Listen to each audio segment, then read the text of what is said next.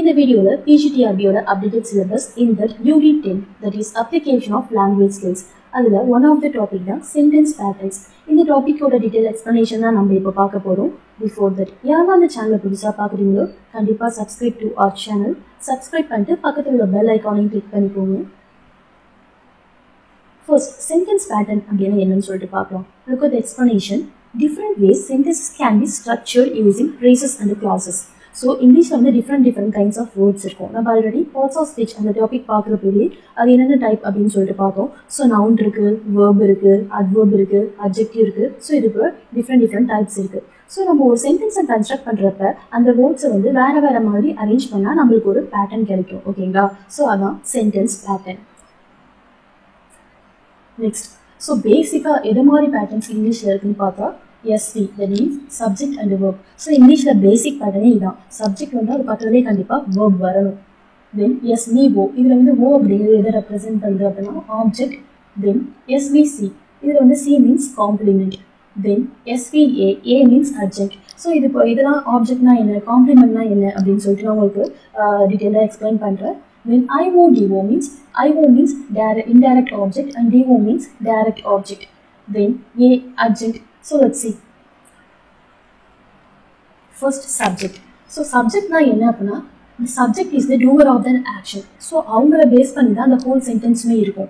That means he is or she is the main character. Mostly subject yara iruppa appadina vandu noun or pronoun ah irupanga. Okayla, raja appadina adha இந்த noun, adhe he appadina pronoun. So avanga subject ah irupanga. Ungalku examples பார்த்தா clear ah புரியும். She sings beautifully. So நீ யார் வந்து பாடிட்டு இருக்கா, யார் வந்து மெயின் கேரக்டர் அப்படின்னா she. ஓகேங்களா? So she sings beautifully. அவங்கள பேஸ் பண்ணி தான் அந்த ஹோல் சென்டென்ஸ்மே இருக்கு. Okay, so she is the subject. The next one, the children are playing in the park. So இங்கே வந்து யார் அந்த doer of the action, யார் வந்து அந்த பார்க்கில் விளையாடிட்டு இருக்கா, the children. ஓகேங்களா? So it is a subject. So it is clear, subject அப்படின்னா the doer of the action. So things இங்கே யார் பாடுறா, அந்த பொண்ணு பாடுறா, இங்கே யார் விளையாடுறா, இந்த சில்ட்ரன் விளையாடுறாங்க. ஸோ அவங்க பண்ணுற ஆக்ஷன்ஸ் அதை பேஸ் பண்ணி தான் அந்த ஹோல் சென்டென்ஸ்மே இருக்கும். Next, verb. ஸோ வேர்ப் அப்படிங்கிறது என்ன அப்படின்னா அந்த சப்ஜெக்டோட ஆக்ஷனை ரெப்ரசென்ட் பண்ணுறது தான். ஓகேங்களா? அது ஃபிசிக்கல் ஆக்ஷனாக இருக்கும், ஆல்சோ ஒரு மென்டல் ஆக்ஷனாகவுமே இருக்கலாம். Let's see. அதே எக்ஸாம்பிள் தான் ஷீ சிங்ஸ் பியூட்டிஃபுல்லி. ஸோ நம்ம லாஸ்ட் ஸ்லைட்லேயே பார்த்தோம், இதில் வந்து ஷீ தான் வந்து சப்ஜெக்ட். ஸோ நம்ம இங்கே வேர்பை பற்றி பார்க்கறதுனால வேர்பை வந்து உங்களுக்கு போல் பண்ணி காமிச்சிருக்கேன். ஸோ அவளோட ஆக்ஷன் என்ன, ஓகேவா, சிங்ஸ். ஸோ இந்த சிங்ஸ் தான் இங்கே வேர்ப். ஸோ பியூட்டிஃபுல்லி, அழகாக பாடிட்டு இருக்கா. Like that the children are playing in the park. So children வந்து சப்ஜெக்ட் அப்படின்னு நம்ம லாஸ்ட் ஸ்லைட்லேயே பார்த்தோம். இங்கே வந்து நம்ம வேர்ப் அந்த டாபிக் பார்க்கறதுனால அவங்களோட ஆக்ஷன் என்ன பண்ணுறாங்க, தே ஆர் பிளேயிங். ஓகேங்களா? ஸோ அதான் இங்கே verb. Then I feel tired. So இது ரெண்டுமே ஃபிசிக்கல் ஆக்ஷன். நம்ம பாடுறதையும் கண்ணால் பார்க்க முடியும், ப்ளே பண்ணுறதையும் கண்ணால் பார்க்க முடியும். ஆனால் ஐ ஃபீல் டயர்ட், அவங்க ஃபீல் பண்ணுறது நம்மளால் பார்க்க முடியாது. It represents the mental action. ஓகேங்களா? ஸோ இதில் ஃபீல் தான் வந்து வேர்ப். ஓகே, ஸோ சப்ஜெக்ட்னா அவங்கள பேஸ் பண்ணி தான் அந்த ஹோல் சென்டென்ஸ்லேயே இருக்கும், அவங்க தான் அந்த ஆக்ஷனை பண்ணிட்டு இருப்பாங்க. ஓகேங்களா? வேர்ப் மீன்ஸ் அந்த சப்ஜெக்ட் பண்ணுற ஆக்ஷன். ஸோ இங்கே வந்து அந்த பொண்ணு வந்து பாடிட்டு இருக்கா, இங்கே வந்து அந்த பசங்க வந்து விளையாடிட்டு இருக்காங்க, இங்கே வந்து நான் வந்து ஃபீல் பண்ணுறேன். ஓகேங்களா? So this is the verb action. Next is object. So ஆப்ஜெக்ட்ல எப்படி இருக்கும் நம்ம ஐடென்டிஃபை பண்ணலாம் அப்படின்னா it is the receiver of the action. நம்ம வேர்ப் இருக்குல்ல, அதுக்கிட்ட நம்ம வாட் அப்படிங்கிற கொஸ்டின் கேட்டால் அதை ஆன்சர் பண்ணுற மாதிரி இருந்தால் தென் அதான் வந்து ஒரு சென்டென்ஸோட ஆப்ஜெக்ட். ஓகேங்களா? யூஸ்வலாக இங்கிலீஷில் வந்து எப்பயுமே வேர்புக்கு அப்புறம் தான் வந்து ஆப்ஜெக்ட் வந்து வரும். நாட் ஒன்லி தட், ஆப்ஜெக்ட் வந்து டூ டைப்ஸ் இருக்குது. ஒன்று வந்து டைரக்ட் ஆப்ஜெக்ட், இன்னொன்று வந்து இன்டைரக்ட் ஆப்ஜெக்ட். சில சென்டென்ஸ் வந்து ஒரே ஒரு ஆப்ஜெக்ட் தான் இருக்கும், ஆனால் இன்னொரு சில சென்டென்ஸில் எப்படி இருக்கும் அப்படின்னா ரெண்டு ஆப்ஜெக்ட் இருக்கும். அப்போ என்ன நடக்கும் அப்படின்னா ஒன்று வந்து இன்டைரக்ட் ஆப்ஜெக்ட் ஆகும், இன்னொன்று வந்து டைரக்ட் ஆப்ஜெக்ட் ஆகும், ஆக்ட் ஆகும். Let's see the examples first. So இப்போ நம்ம பார்க்க போகிற பேட்டர்ன் வந்து subject plus verb plus object. So the first one, children love ice creams. So இந்த எக்ஸாம்பிள் பார்த்தாலே தெரியும், சில்ட்ரன் அதான் வந்து இந்த சென்டென்ஸோட சப்ஜெக்ட். ஓகே, தென் லவ் இதான் வந்து அந்த சென்டென்ஸோட வேர்ப். ஐஸ்கிரீம்ஸ், இப்போ இந்த சென்டென்ஸில் இந்த வேர்ப் கிட்ட வாட் அப்படிங்கிற கொஸ்டின் கேட்டு பாருங்களா. Children love what? So the answer is ice cream. So இதான் வந்து ஆப்ஜெக்ட் ஆஃப் த சென்டென்ஸ். ஓகேங்களா? இதுதான் வந்து more simple way to identify the object. Next one, Noah does not like bitter gourd. So Noah தான் subject, does not like தான் verb. Then இப்போ does not like what அந்த action கிட்ட, that means அந்த verb கிட்ட நம்ம what அப்படிங்கிற question கிட்ட we can get the answer bitter gourd. Okay, so this is the object of this sentence. And the last one, I have a pencil. So I தான் subject, have வந்து verb. I have what? So the answer is a pencil. So இப்படி தான் நீங்கள் வந்து ஆப்ஜெக்டை identify பண்ணுற மாதிரி இருக்கும். ஸோ நம்ம பார்த்த எக்ஸாம்பிள்ஸ் எல்லாத்துலேயும் வந்து ஒரே ஒரு ஆப்ஜெக்ட் தான் இருக்குது. ஸோ நம்ம வந்து ஓ அப்படின்னு மென்ஷன் பண்ணாலே போதும். ஸோ நான் செகண்ட் டைப் சொன்னேன் இல்லையா, இன்டைரக்ட் ஆப்ஜெக்ட். ஸோ இது மாதிரி சென்டென்ஸில் ரெண்டு ஆப்ஜெக்ட் இருக்கும், நம்ம எப்படி ஐடென்டிஃபை பண்ணுறதுன்னு சொல்லிட்டு சொல்கிறேன். ஓகேங்களா? ஸோ நம்ம ஃபர்ஸ்ட் எக்ஸாம்பிள்ஸ் எப்படி பார்த்தோம், வேர்ப் கிட்ட வந்து வாட் அப்படின்னு கொஷின் கிட்ட டைரெக்டாக ஆன்சர் கொடுத்துட்டா அதான் டைரக்ட் ஆப்ஜெக்ட். அதே ஒரு சென்டென்ஸ்ல ரெண்டு ஆப்ஜெக்ட் இருந்துச்சுன்னா நம்ம ஃபர்ஸ்ட் எந்த கொஷின் கேட்கணும் அப்படின்னா, look at example first. She cave her friend a gift. ஓகேங்களா? ஸோ இங்கே கேவ் தான், ஷீ தான் வந்து சப்ஜெக்ட் ஆஸ் யூஷுவல், அப்புறமா கேவ் தான் verb. She cave what. So her அப்படின்னு வருது. ஸோ இது வந்து கரெக்டாக டைரக்ட் ஆப்ஜெக்டாக இருக்கிற முடியாது. ஓகேங்களா? ஹர் ஃப்ரெண்ட் அப்படின்னு சொல்லிட்டு வருது. ஸோ இப்போ வந்து இந்த சென்டென்ஸ் வந்து இப்படி இருக்கிறதுனால what we have to do is gave whom. ஓகேவா? ஹூம் அப்படி கொஸ்டின் கேட்டு பாருங்க. அப்போ ஹூம் அப்படின்னா உங்களுக்கு ஆன்சர் வருதா பாருங்க. Yes, she gave whom her friend, அவர் ஃப்ரெண்டுக்கு கொடுத்தா. ஸோ இது வந்து ஆன்சர் வருது. அப்புறமா அகெயின் இதில் வாட் அப்படிங்கிற கொஸ்டின் கேட்டுப்பாங்க. Gave what a gift. So அப்போ வந்து ஹூம்னு கொஸ்டின் கேட்டு ஆன்சர் வந்துச்சுன்னா அதான் வந்து இன்டைரக்ட் ஆப்ஜெக்ட். அப்புறமா வருதா டைரக்ட் ஆப்ஜெக்ட். ஓகேங்களா? எப்பயுமே ஒரு சென்டென்ஸில் ரெண்டு ஆப்ஜெக்ட் இருந்துச்சுன்னா ஃபர்ஸ்ட் இன்டைரக்ட் ஆப்ஜெக்ட் வரும், அதை ஃபாலோ பண்ணி தான் டைரக்ட் ஆப்ஜெக்ட் வரும். ஓகே, ஸோ ஃபர்ஸ்ட் இது போல இந்த ரெண்டு ஆப்ஜெக்ட் பார்த்தீங்கன்னா நீங்கள் ஃபர்ஸ்ட் verb கிட்ட கேட்க வேண்டிய கொஸ்டின் வந்து ஹூம். ஓகேவா? அதுக்கப்புறம் நீங்கள் கேட்க வேண்டிய கொஸ்டினுக்கு தான் வாட். ஸோ இது ரெண்டுக்கும் ஆன்சர் பண்ணால் அதான் IO DO. Like the next one, he told me a secret. So he தான் subject, told the verb. The told கிட்ட told whom அப்படின்னா I can get the answer me. யார்கிட்ட சொன்னா? என்கிட்ட சொன்னா. ஸோ இதான் வந்து IO, indirect object. அப்புறமா told what? ஸோ அதுக்குமே ஆன்சர் இருக்கு as secret. ஓகேங்களா? ஸோ இது வந்து direct object. Again the pattern is subject plus verb plus indirect object plus direct object. புரியுதுங்களா?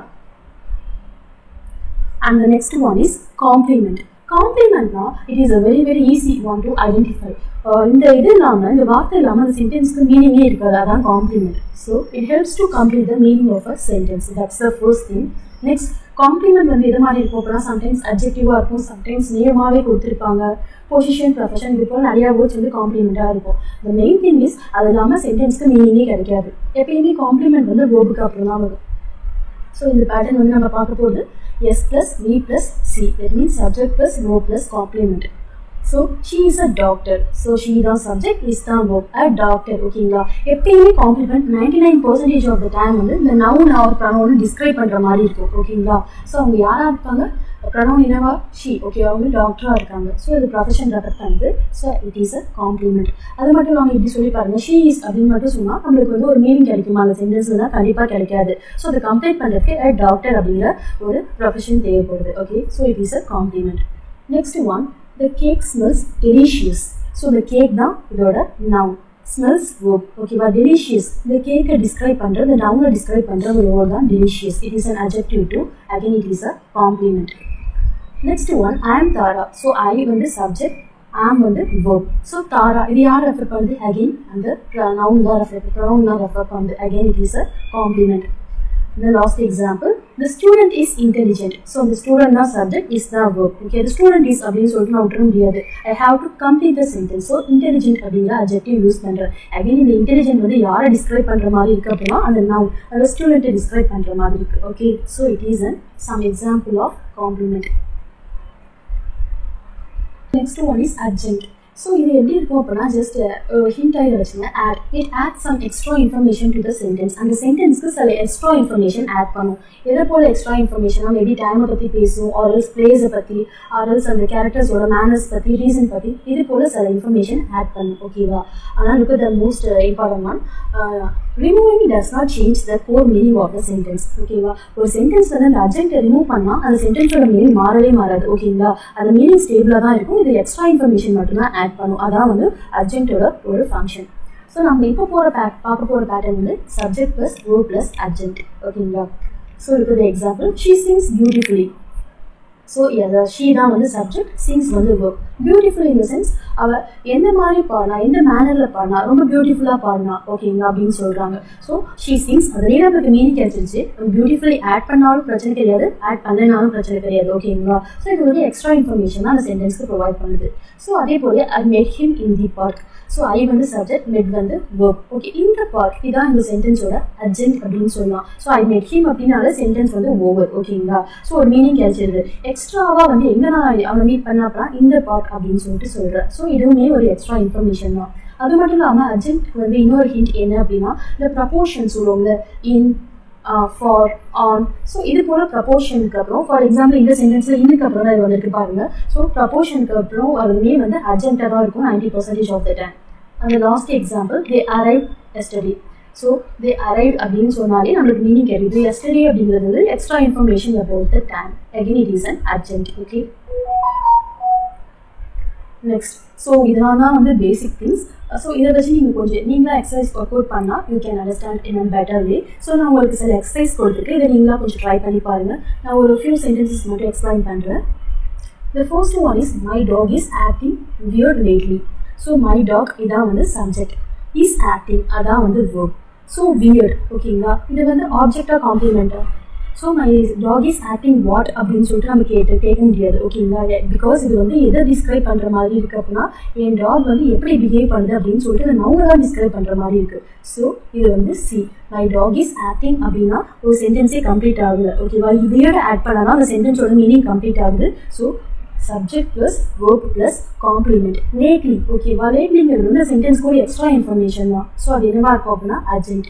So the first sentence or answer is subject plus verb plus complement plus adjunct. That means S plus V plus C plus A. Is it clear? Like that. The next one, the sky is blue. So in the sentence the sky is subject, is the verb. Okay. So S plus V. The sky is abdin solra vitrum blue. So a meaning e.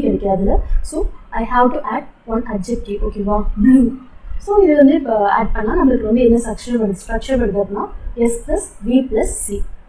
So like the next one, Brittany bought me a pair of shoes. So Brittany da the sentence oda subject, bought வந்து verb. So Brittany bought me what அப்படினா நமக்கு டைரக்ட்டா answer கேக்குதா இல்ல மீன் கொடுத்திருக்காங்க. So இங்க வந்து whom அப்படிங்கற क्वेश्चन கேட்டு பாருங்க. Brittany bought whom, me. So எனக்கு so இதுக்கு ஆன்சர் கேக்குது. அப்பனா இது என்னவா இருக்கும் அப்படினா இன்டைரக்ட் ஆப்ஜெக்ட் தான் இருக்கும். இத கன்ஃபார்ம் பண்ண அகைன் வந்து bought கிட்ட what அப்படினு சொல்லிட்டு क्वेश्चन கேட்டு பாருங்க verb கிட்ட. அதுக்கு நெக்ஸ்ட் ஆன்சர் வந்து அதான் வந்து direct object. bought what, a pair of shoes. So எனக்கு வந்து whom கேட்டாலும் வந்து எனக்கு ஆன்சர் வருது ஃபர்ஸ்ட். அதேமே bought next கேட்டாலும் I can get the answer. So இது வந்து subject plus verb plus indirect object plus direct object. That means S plus V plus IO plus DO. So இது போல மற்ற சென்டென்ஸ் நீங்க கொஞ்சம் ஒர்க் அவுட் பண்ணி பாருங்க. இது தவிர நீங்க வேற எக்ஸ்ட்ரா எக்ஸசைஸ் ட்ரை பண்ணாலும் ஓகே தான். Well, thanks for watching.